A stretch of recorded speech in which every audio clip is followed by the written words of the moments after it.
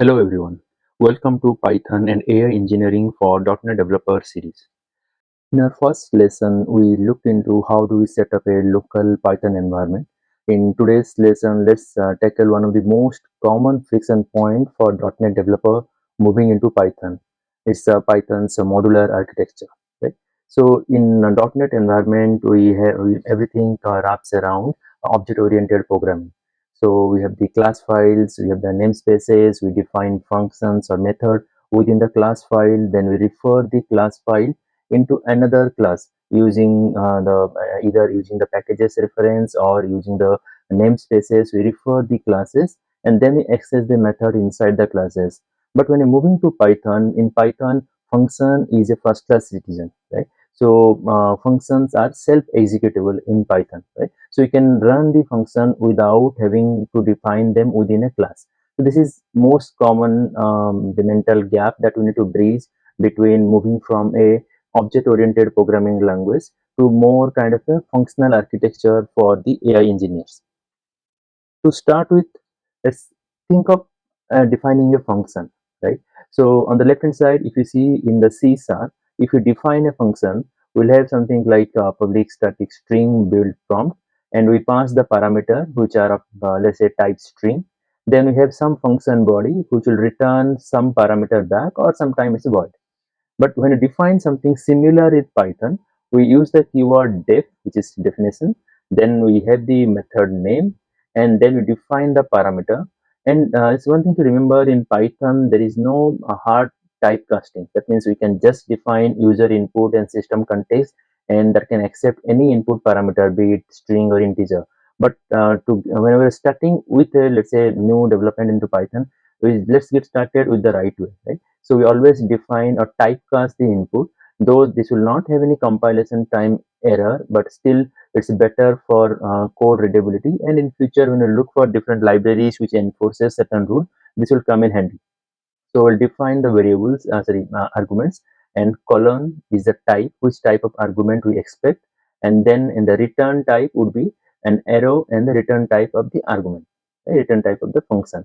So then again in the method body, so you can define the method body similarly. How do you want to do it? So that's how we define the functions in Python compared to how do we define functions in a C sharp class. Now, whenever we come to C sharp, we define functions and there are various parameters are there within the function, right? And all the parameter also we can define something like a default parameter. We can pass the parameter specifying the parameter name, and that's something let's say I can pass task equal to some value or language equal to some value, right? Python also supports something similar. Okay, so you can pass the parameter as a named argument, or we can define the default value like model string, which is equal to default value GPT 4.1 mini. If you don't pass the value model, then it will consider GPT 4.1 mini as a default value.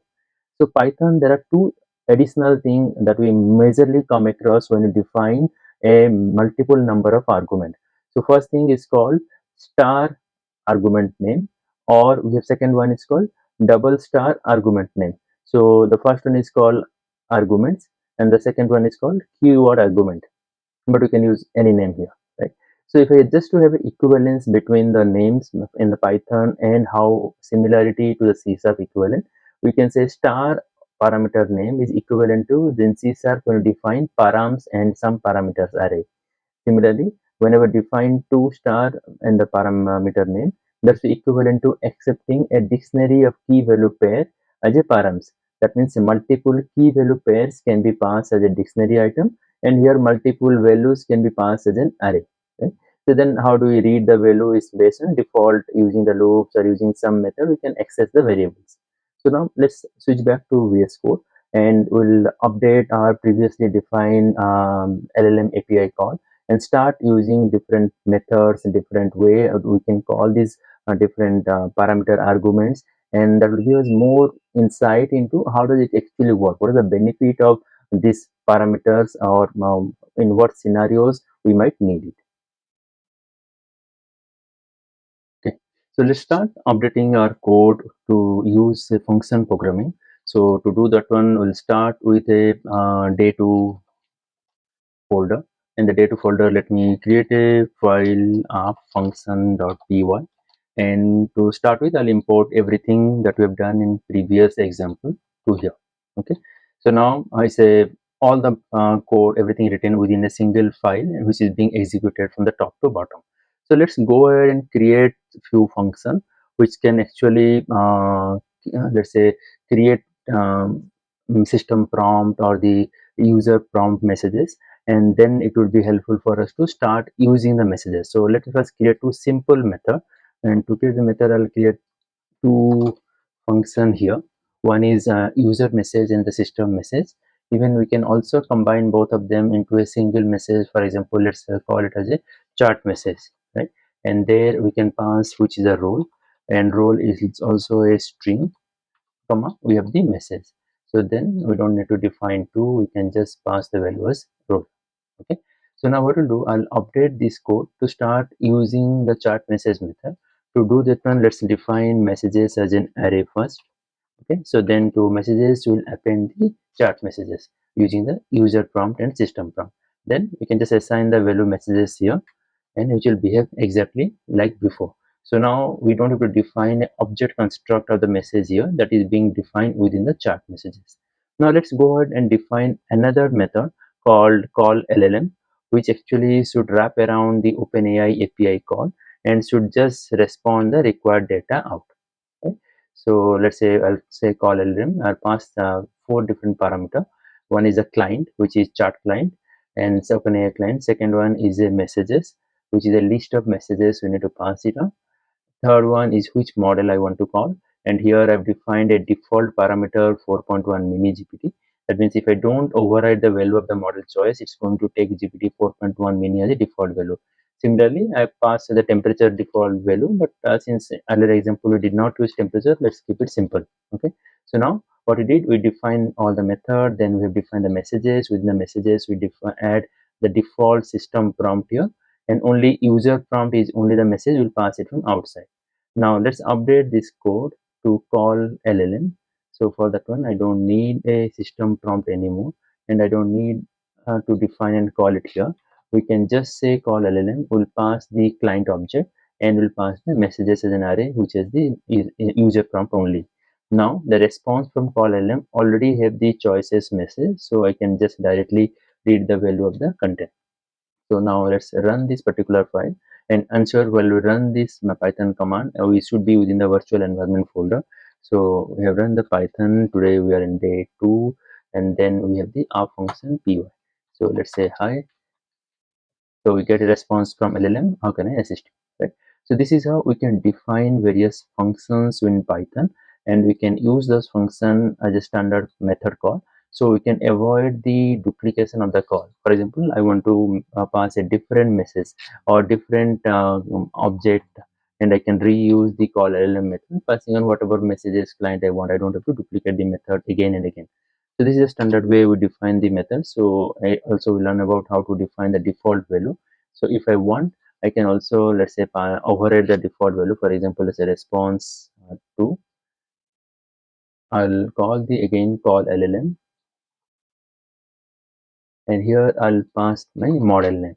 Model name is, let's say, GPT 4.1. Right? So in this way we can override the value, but if you don't pass the value, it will use the default value that is defined, which is pretty similar how do we do in our C# programming also. Okay, so now let's explore the two additional concept as part of any Python function programming. One is arguments, and a second one is the keyword argument. So to do that, let me first define another call LLM method, which is a override of the previous method. Let's name it as call LLM2. Okay, so in call LLM2, I define client as an input. Instead of message as a list, I'll just accept message as an argument list. Okay, then model choice as a default parameter. So now whenever I define something like a star and argument name, these are being passed to the let's say this function called as a tuple, right? So we'll convert the tuple to a list and we'll assign the value to the list. So now let's go ahead and do the same thing, and we'll try to make a LLM API call, and let's see what is the response we get and how do it behave, right? So now I'll update this method, this call a bit, so that we don't have to create a object of the list of messages and list of messages append and do pass. So we can directly pass it as message 1 and message 2 as part of this call LLM2 API. So just to let's see to print it better. Okay, so what we do here, we pass client, which is the first parameter as a client. Second parameter would be a list of positional parameter. Until unless here, since the default parameter, until unless you define the value model of choice, any parameter that is defined here, any means any positional parameter, not keyword parameter, but any positional parameter defined here, all would be passed as a single value of star messages. Is something similar to how do we pass params in a C# program. So now let's go ahead and let me save this file. Now let's go ahead and run it. Okay. So it will actually do the same thing. It will pass both the messages as an tuple to call LLM2, and within that call LLM2, I'm converting to a list and making an API call to get the data. Okay. So this is how the messages would be useful, where the caller can pass 1, 2, 3, how many number of messages if they want. So now let's go to the next concept of keyword argument. Again, here I'll update this method a bit, where I'll pass both the argument and the keyword argument. Okay. Okay. So now let's I pass call LLM3, which actually pass three parameter altogether. First one is client, second one is argument messages, third one is keyword argument messages. Now, okay, so now there are multiple ways this keyword argument can be. It's again a key value pair. Now the OpenAI's chart compression create method also accept a key value parameter as input. For example, when we pass model equal to model choice, similarly we pass, let's say, temperature equal to some value. All those things is being passed as a dynamic argument array, which is key and a value. So what I'm going to do, I am going to remove everything and then we pass the value directly to the subsequent method, right? So what it does now, whatever list of our positional parameter will be passed as a messages, whatever list of key value parameter will be passed as argument, keyword argument. Okay. So now let's update our call to get the response. So instead of calling call LLM2, so let me call LLM3. Now first parameter is the client, second parameter is a list of positional argument, and third keyword argument I'll pass, let's say, model equal to GPT-4 mini. Similarly, let me pass, let's say, temperature equal to 0.7. Now what it does, so the three different kind of argument we see. One is the first argument, which is matching with the name and the first argument that is being passed. Second argument is a list of messages, which is chart message 1, chart message 2. Again, these are positional parameter, not a named parameter. Third one is a list of key value pair. Right? So list is model GPT-4 mini, 4.1 mini, and temperature 0.7. Right? Now in this way, tomorrow I want to, let's say, pass additional parameter to my OpenAI call. For example, any additional parameter if I want to pass, say max token equal to 150. So I can just go in and pass as part of the method call. So we do not have to define or change our method multiple times. So all the list of key value parameter will be passed as an argument, and all the list of messages will be passed as argument messages. So now let's go ahead and we'll run this application and see the result. Okay, so again same thing. But it's giving takes one argument but two are given. Let's see, where do we pass two argument? Okay. So whenever we pass this parameter stars or argument to the subsequent method call, we need to ensure we pass it like this, and always any keyword arguments should be followed by any direct name argument that we define. That means I'll pass. Okay. So or else what will happen? This keyword argument will also have certain key value pair, and which may get conflict with other key value pair parameter that are being defined. So now let's go ahead and run it. So we got a response from the LLM API. Okay, I think that's pretty much all for how to use the functions in Python. Just to wrap it up, functions we define using the def keyword, and we can pass the parameter and with a return type specifier. Then we can define a parameter with a default value so that we don't have to overwrite until unless required. We can pass multiple parameter like params as in star argument. Then similarly, we can pass multiple key value pairs as a part of double star argument, which is called a keyword argument. That's all for function in Python. So in the next chapter, we'll learn about the Python packages. Okay, so next thing we'll look into today is about Python packages. Okay, so do again to compare with against a .NET application.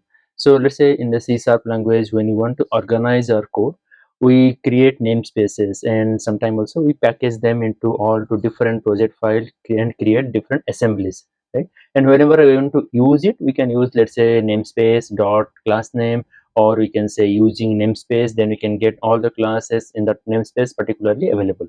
Now in C Python, we don't have something called assemblies. Now to just to compare both of system, in the .NET we have namespaces. In Python it's a module. That means each Python file itself a module, right? So in .NET also we have assembly, which is a collection of classes as a separate DLL. And Python we call all the files in a folder as a package. So usually each package would define a underscore underscore init underscore underscore dot py.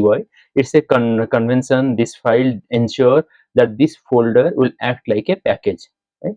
Then similarly, how to use this particular class from a different namespace, we use using keyword. Similarly, Python we use from the name of the package, then import, and there are either the class or the method, anything we can import. Well, there are different way import will work, which will go through in a few minutes, right? So now let's say in .NET we define static classes for a helper classes, right? We can define a lot of helper methods you want to write it, but we cannot have a method cannot exist itself. We have to wrap it in a static class, then expose the method. But in Python, every file itself is kind of a wrapper. Okay, we can define methods directly within that file. So whenever you want to use that method, we can just use this file name dot the method name. So in C# we have interfaces, and Python we have abstract method. In C# we have internal classes, which whenever the internal keyword is added, this particular class or particular method is only visible within that particular package or the DLL, right? In the Python we have something similar called underscore. That means every method name that starts with an underscore, this is by convention this is understood as an internal method. But Python there is no explicit enforcement that you cannot use those classes or use those methods that start with underscore, but this is by convention. If something defined as underscore some method name, then that's meant to be internal to the package. Similarly, in the .NET we have public keyword, so whichever methods are exposed to outside is defined as public. In Python by default every method is a public method. Okay. So now let's look into a small C# and Python code example. Whenever let's say we are defining a static class with a static method build, and we need to wrap it up in a file called promptbuilder.cs, and we define certain namespaces. So now whenever we want to use those namespaces, we'll define, let's say, my app.prompts as a namespace. Then we can access the prompt builder class dot build. Now if I come back to the Python side, let's assume we have one file under the folder prompts slash prompt builder.py, and assume this prompts folder should have a init.py file. Now in the builder.py we define a method build which accepts an input string and returns some string variable out. Now whenever we want to use this build to anywhere else outside this particular file, we need to define the full path of this particular file like a namespace. So it will be from source.prompts.builder import the method build, and then we can use build with the method.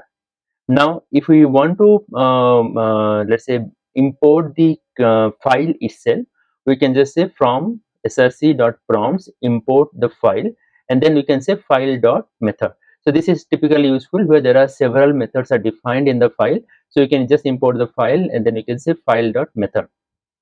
Okay. So now we'll start with some examples of Python packages. how do we define the packages, what are the methods, or what are the key variables that we can define within the init.py file.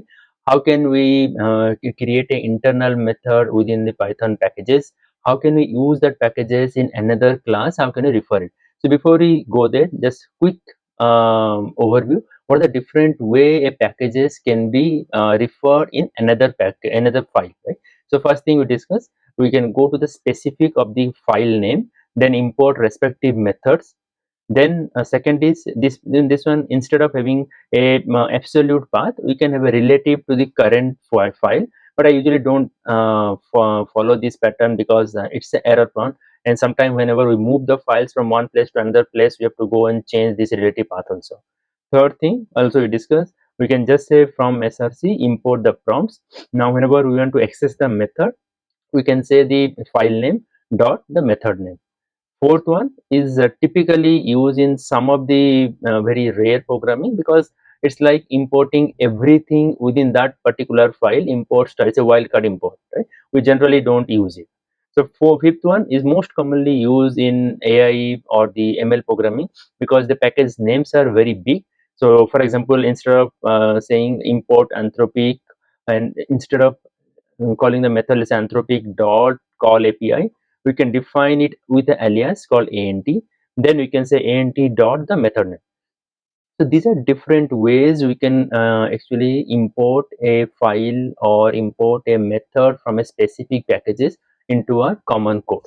Okay, so let's get into our Visual Studio. We'll start creating some packages or refactor this OpenAI code, how to create or wrap it within a package, and how can you have separate class file or separate Python file outside the package. We'll try to use it. So now let's jump to the Visual Studio. Okay, so let's go back to Visual Studio. Now this is the method and the different LLM call that we added some time back with different method parameter. So what to do now is, again within the day 2, I'll create a folder called services. Within services, let me create a new file called llm client.py. So now let's treat services as a package, and llm client.py is a file within the package. So now let's create few method. Let me take it from a reference. So what did I do? Again, I added the same OpenAI. Then we have this import OS and this standard loading the .NET env. And then I've defined few methods. One is create LLM. So let's first start defining all as a public method. Later we see how to define it as a private, internal method. Okay. So I'll come back to this underscore name at the end. But for the time being, let's see. I've defined it 3 methods: create LLM client, call LLM, passing on the client, and there is a wrapper method LLM response, where I can pass the user query, and then which is the parameter we need to pass. The second parameter is the model choice with a default value, and third parameter temperature with a default value. So let's start using it. So what I'll do, I'll create another file outside the package. Let's call up underscore namespace, because we are trying to find equivalent of namespace here dot py. So first thing, I want to import the package services. Now you see I have not created the init.py file, because in previous versions of Python, init.py file is mandatory for a class, for a folder to be treated as a package. But in the latest version Python, init.py is not mandatory, but it serves certain purpose that we'll see in some time, right? So let's say from services, okay, LLM client, import some method. Let's say create LLM client, call LLM. So let me take this one, LLM response, because that's a simple one. This is how I can actually let's say load multiple class files and multiple let's say methods also. Within comma we can load, let's say call LLM, or you want to call the create LLM client, anything you can load. So for the timing of our discussion, I'll only load the load response. Now after namespace is the one that will run it first. So let's get started. Okay, so what we'll do, I'll first call the method directly LLM response. Okay, I'll just say whatever, explore, take a feedback, whatever it is. So then we see this particular method only accept a one string parameter, which is the user query. Now I'll get the response and we'll print the response. Now let's quickly verify, and here I've hard coded the text, but you can have it anything else, right? So let me change certain keys, LLM client, editing a base URL, API key. Let's save it. Now we'll go ahead and run this app underscore namespace dot py. Again, ensure we are under the .vy .venv folder. Then Python will have day 2 slash app underscore namespace dot py. So now it will import this particular package, and then it will call this particular LLM with this specific let's say query. Then it will try to get some response from LLM out. So this is how we can use this as a package. Now LLM client become a package.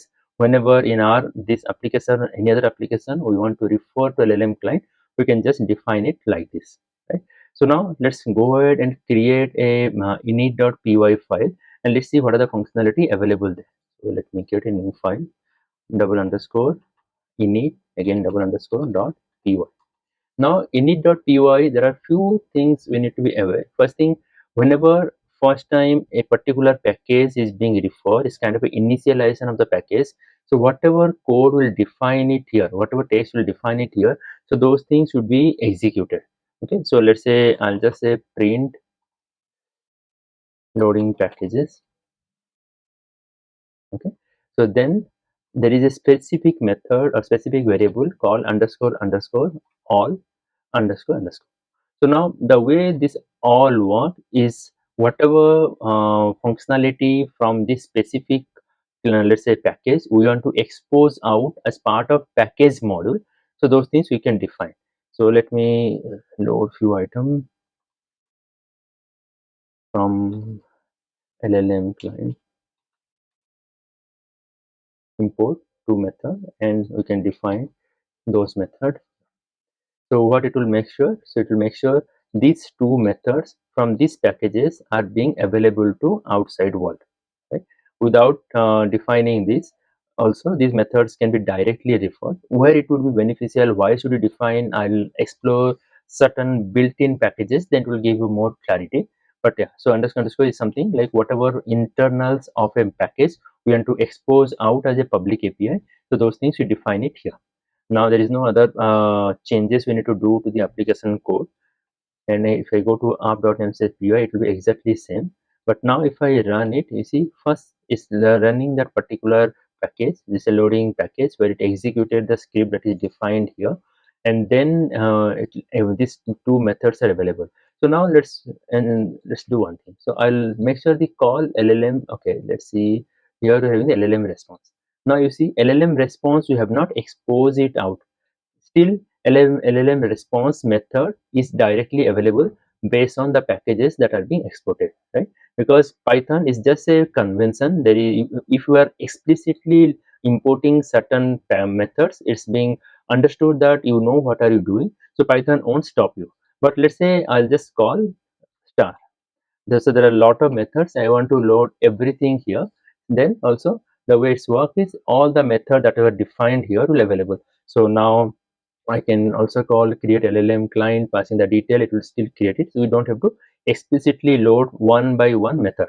So now the last one for package, let's go ahead and define, let's say create LLM client as a internal method. So to do that one, let me say create LLM client. I'll define it as a internal method.